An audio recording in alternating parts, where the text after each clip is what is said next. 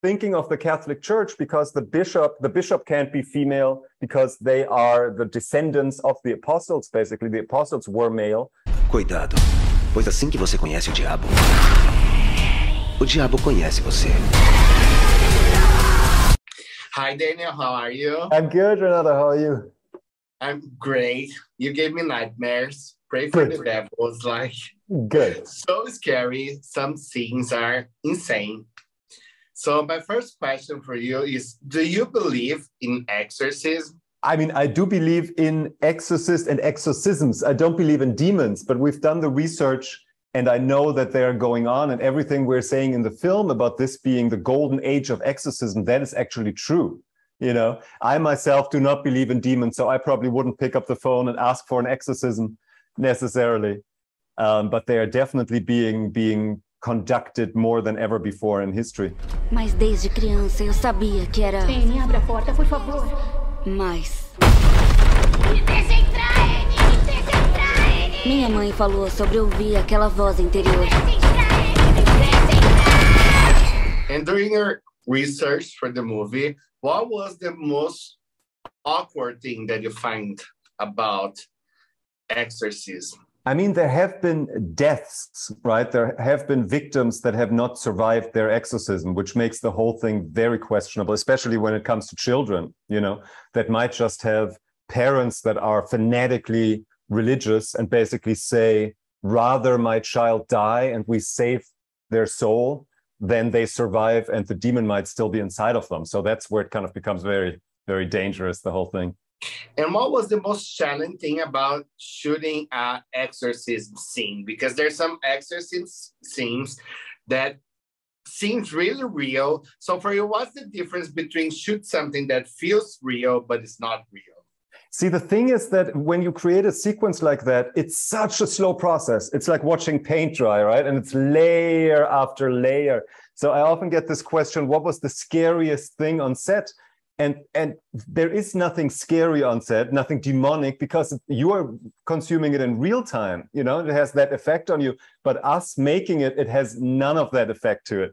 So it's a different way that works. But yeah, the hardest thing, you kind of answered that question in your question, which is how do you make something feel completely real that is a mosaic of stuff you do practically on set and stuff you then do in CGI, and especially with CGI, because the horror audience is so allergic to rightfully so, you know, feeling something as CGI. So the effects have to be really, really good, no matter what the budget level. And to just estimate what can we do and when are we too ambitious and we're trying to do something that will just look bad when we're done with it because we can't afford, you know, $2 million on this one shot kind of a thing. So that's a little bit of guesswork. Essa relação que ela tem é pessoal. Estávamos esperando por você. And for you, what made Pray for the Devil different from the other exorcist movies? I think it's the female protagonist, because as a storyteller, you always look for sources of conflict to tell your story. And if you have a priest as the exorcist, you have exactly one source of conflict, which is the priest against the demon. You know, put a female in there and the church says nuns are not allowed to practice exorcisms. Suddenly, this woman is up against the patriarchy of the church, against the Roman Catholic Church that says you can't go in. So she has to fight to even be allowed to fight the demon, which was fascinating to me. So I think that is the main angle that makes this movie different. And I love that in the movie. Do you think that in the future, the church are going to allow women to have position of power, like priests or not just nuns? It's an interesting question. We just recorded an interview with a real exorcist for our DVD bonus features. And he was asked exactly that question. And his answer was interesting in terms of exorcisms. Why are women not allowed to conduct exorcisms? And he said, well, the official exorcist is the bishop, you know, and the bishops are basically the heirs of Jesus' apostles, who were all male. So in the thinking of the Catholic Church, because the bishop can't be female because they are the descendants of the apostles, basically. The apostles were male. I don't know why they were all male. That must be in the Bible somewhere. But so that's why they are now thinking the answer to your question would be no. We'll see. And to wrap it up, I think Pray for the Devil is going to be a huge hit. Do you believe there is any chance to have a sequel? Do you have any ideas for that?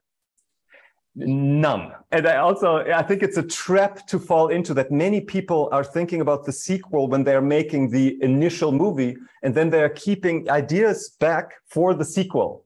So I'm always trying to force myself and everybody else to say, let's not think about a sequel. Let's not talk about a sequel. Let's put everything we have, every idea, every talent, every time, everything into this first movie. And if that then does well enough that it needs a sequel, then we'll think about it then. Daniel, thank you very much. Do you want to send a message to your Brazilian fans to go watch Pray for the Devil in the theaters this weekend?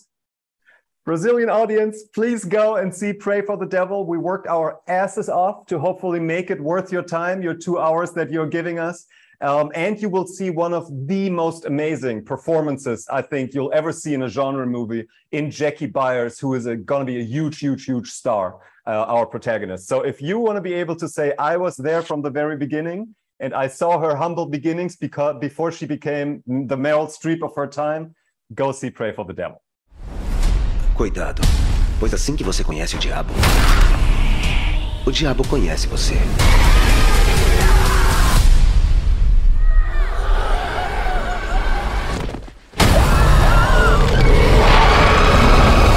A Luz do Demônio.